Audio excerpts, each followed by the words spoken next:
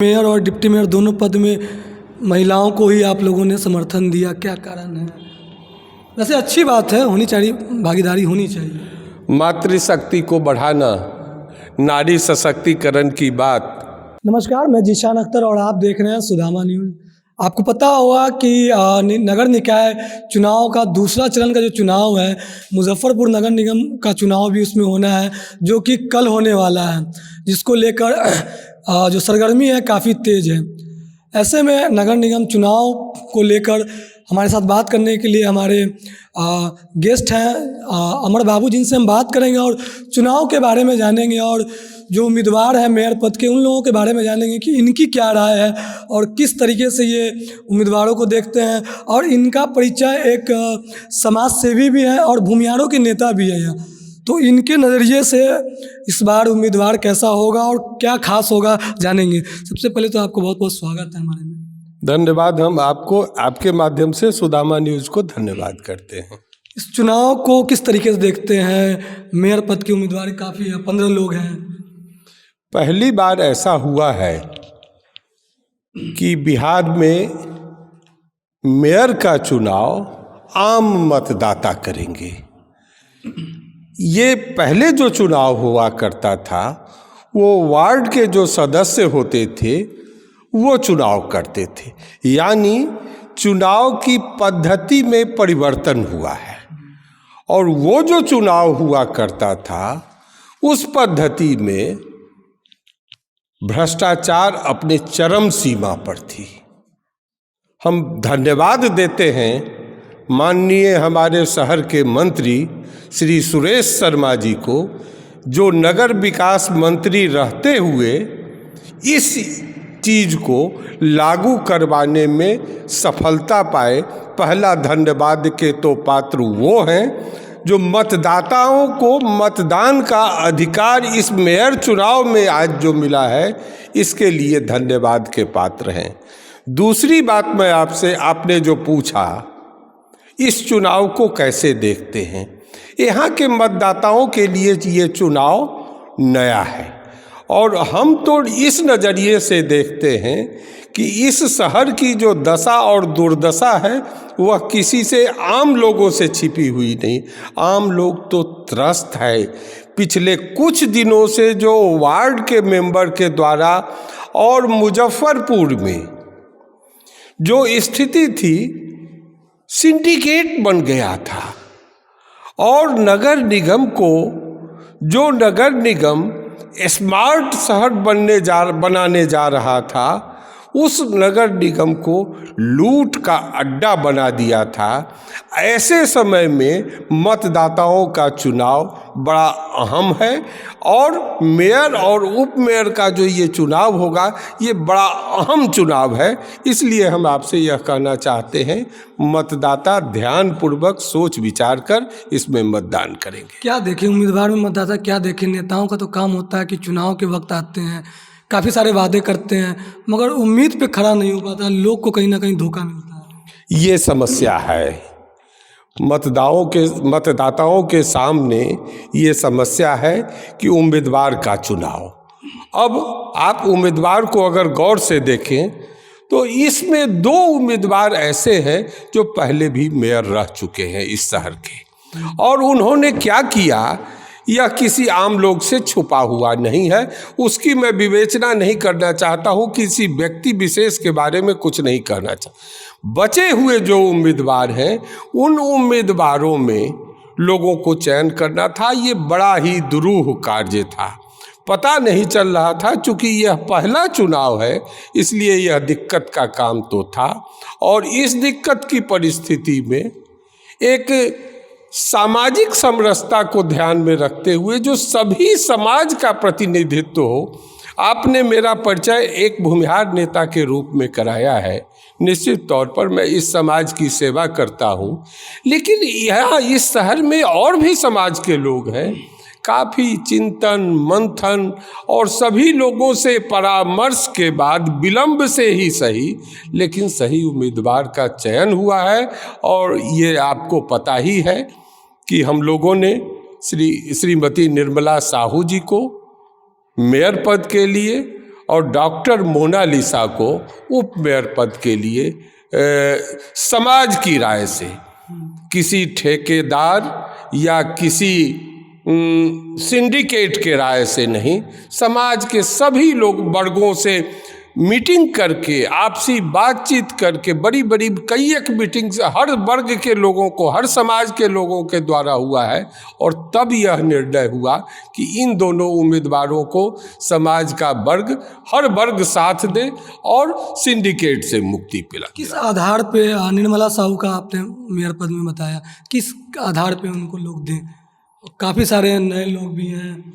आपका यह प्रश्न बिल्कुल जायज़ है, क्योंकि बाकी जो जितने भी उम्मीदवार हैं सब नए हैं और सब लोग यह कह रहे हैं कि हम शहर को विकास की ओर ले चलेंगे।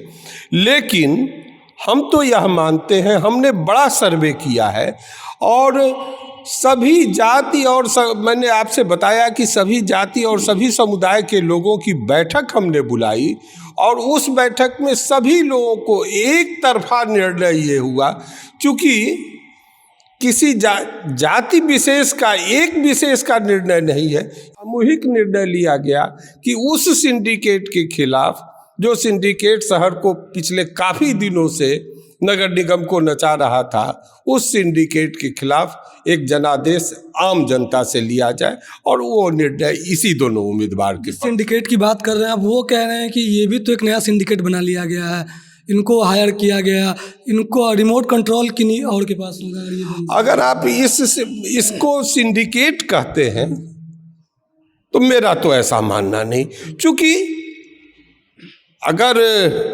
हमारे सम्मानित विधायक हैं, मैं नाम क्यों लूं, सम्मानित विधायक हैं, हम नहीं जानते हैं और यहाँ के मुजफ्फरपुर की जनता भी नहीं जानती है कि उन्होंने कौन सा मीटिंग किस समाज का बुलाया और कैसे मेयर का निर्णय किया। आज से 6 महीना पहले से यह तो ब्रांड लग गया है कि श्री विजेंद्र चौधरी जी के उम्मीदवार फलाने हैं, ये तो यहाँ का बच्चा बच्चा जानता है। कल भी प्रेस कॉन्फ्रेंस करके उन्होंने खुल के बोला है कि राकेश कुमार पिंटू को समर्थन उनके लिए मांगा गया है और शब्बीर अंसारी डिप्टी मेयर के लिए। तो अब तो ये आप ही कह रहे हैं, तो इन लोगों ने तो कहा है और सब लोग ये बात जानते हैं और पिछले 6 महीने से ये प्रयास उनका जारी है। जो और पिंटू जी तो पहले भी शहर के मेयर रह चुके हैं, लोगों ने देखा है। अच्छा या बुरा फैसला तो लोग ही करेंगे। कितना उचित लगता है कोई पार्टी विशेष के जो लोग हैं, जनप्रतिनिधि हैं, उनका समर्थन आना इस चुनाव में? इस चुनाव में पार्टी के आधार पर तो ये चुनाव हो नहीं रहा है, कोई भी लोग नहीं कर रहे हैं। हाँ, लोगों को देखने का नज़रिया जो है वो पार्टी के हिसाब से ही जाता है। मैं भी उस प्रेस कॉन्फ्रेंस में मौजूद था, जो प्रेस कॉन्फ्रेंस माननीय सुरेश शर्मा जी ने किया था। उसमें से एक तरफ समाज के विभिन्न वर्ग के लोग थे, विभिन्न वर्गों के, यहाँ तक कि सरदार समुदाय से भी लोग थे, मारवाड़ी समुदाय से भी लोग थे, तेली समुदाय से, हर समुदाय के लोग थे और सभी लोगों ने एक स्वर से यह बात कही। तो यह तो सामूहिक निर्णय हुआ। विजेंद्र जी ने जो निर्णय लिया वो उनका व्यक्तिगत निर्णय है और उस निर्णय में अब जो लोग साथ दें हम उनकी बात नहीं करेंगे, लेकिन यहाँ तो सामूहिक निर्णय है।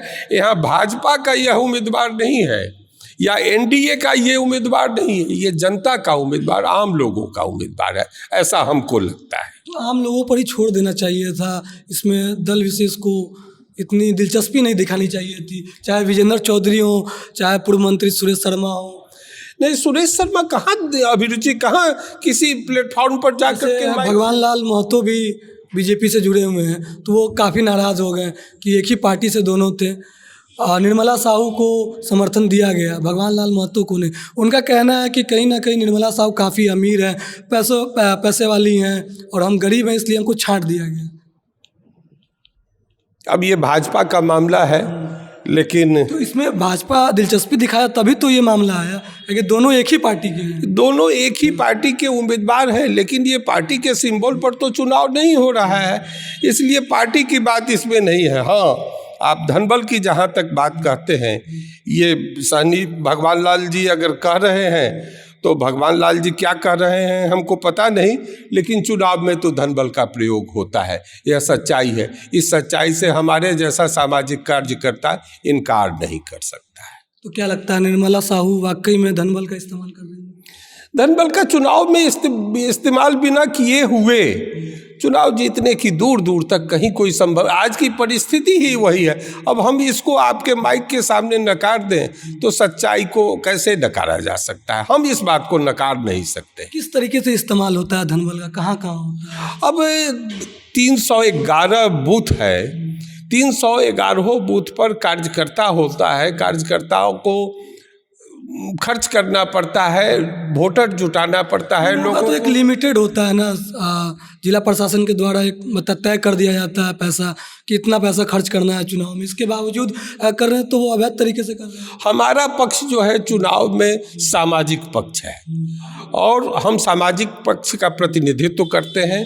आर्थिक पक्ष में हम इस बात के विरोधी हैं कि असीमित धन अगर चुनाव में खर्च किया जाता है तो हम तो इस बात के विरोधी हैं। हम इस बात का कतई समर्थन नहीं करते हैं कि धन बल का अत्यधिक प्रयोग, लेकिन जब जरूरी है हम गाड़ी पर चढ़ते हैं तो पेट्रोल तो जलेगा, ये सच्चाई है, इसको स्वीकार करें। गाड़ी पे चढ़ने का भी एक लिमिट होता है कि इतना गाड़ी आपको अलाउ किया जा रहा है। हाँ, तो वो उससे ज़्यादा लेके जा रहे हैं तो वो आपका जो चुनाव आयोग का निर्देश है उसके अंदर ही सभी प्रत्याशी कार्य करते हैं, उसमें कोई वो बड़ी बात नहीं है। ठीक है, उसमें तो ठीक है, उतना तो ज़रूरत है। और ऐसा नहीं लगता है कि जो वाकई में जो सामाजिक लोग हैं जो इसमें हिस्सेदारी ले रहे हैं, उम्मीदवारी कर रहे हैं, जिनके पास पैसा नहीं है मगर अच्छे छवि के हैं और अच्छे उम्मीदवार हैं, वो कहीं ना कहीं इनमें पीछे रह जाएंगे? आपने हमारी दुखती रग पर हाथ डाल दिया। ये जनतंत्र की विडंबना है। हम भी विधानसभा चुनाव लड़े हैं और धन बल से हमको दबा दिया गया। सच्चाई है, इस सच्चाई को इनकार नहीं कर सकते हैं हम। कैसा महसूस हुआ? क्या बहुत तकलीफ महसूस होती है और इस जनतंत्र का ये विडंबना है, इस जनतंत्र में ये दिक्कत है, इस जनतंत्र पर ये कलंक है। हम लोग तो बार बार इस बात को मंचों पर कहते रहते हैं, लेकिन वो नगारे की चोट में हमारी बात दब जाती है। तो आपको धनबल का साथ नहीं देना चाहिए? नहीं, तो धनबल का बिल्कुल साथ नहीं दे रहे हैं हम, तो बिल्कुल जनबल के साथ हैं, जनबल के साथ हैं। धनबल के साथ हम बिल्कुल, धनबल के साथ होते तो हम तो धनबल से लड़ाई लड़े हैं, हम तो बड़ी लंबी लड़ाई लड़े हैं। 2 विधानसभा चुनाव में धनबल के खिलाफ आवाज़ उठाई, आवाज़ में ये आवाज़ दब जाती है, लेकिन आवाज़ बंद नहीं है। एक सवाल और है कि जैसे मेयर और डिप्टी मेयर दोनों पद में महिलाओं को ही आप लोगों ने समर्थन दिया, क्या कारण है? वैसे अच्छी बात है, होनी चाहिए, भागीदारी होनी चाहिए। मातृशक्ति को बढ़ाना, नारी सशक्तिकरण की बात। दूसरी उम्मीदवार जो उप मेयर की उम्मीदवार हैं वो तो काफ़ी पढ़ी लिखी और डॉक्टर भी हैं, उनके पति भी डॉक्टर हैं, वो भी डॉक्टर हैं। हमारे समाज में राजनीति में आने के लिए आजकल ये एक परिभाषा गढ़ दिया गया है कि बुद्धिजीवी लोग राजनीति में नहीं आते हैं, इसीलिए इतनी विसंगति है। राजनीति में बुद्धिजीवी लोगों को आना चाहिए और आया है, आई हैं, तो मातृशक्ति का स्वागत है। कितनी दफ़ा ऐसा आपको लगा कि सड़कों पे उतर के नगर निगम से जुड़े हुए समस्याओं को लेकर उन लोगों ने उतरा, चाहे निर्मला साहू हो या फिर डॉक्टर मुना? नहीं, इसमें कोई उम्मीदवार ऐसे नहीं है तो नगर निगम के विषय को लेकर के आम सड़कों पर उतरे हों और उसके लिए कहे हो, कुछ बात कहे हो, उनका कुछ अपना बहुत बड़ा विजन हो। इसमें से कोई भी उम्मीदवार ऐसे नहीं है। हम स्पष्ट रूप से आपसे ये बात कहना चाहेंगे। फिर किस हिसाब से बहुत सारे ऐसे लोग हैं जो लगातार लड़े हैं नगर निगम में, चाहे अभी हाल फिलहाल में ही टैक्स वगैरह को लेकर भी धरना प्रदर्शन काफ़ी लंबे समय तक किया गया है। वैसे लोग भी हैं। वैसे लोग हैं तो उनके पास विजन नहीं है, उनके पास तिक्रम है।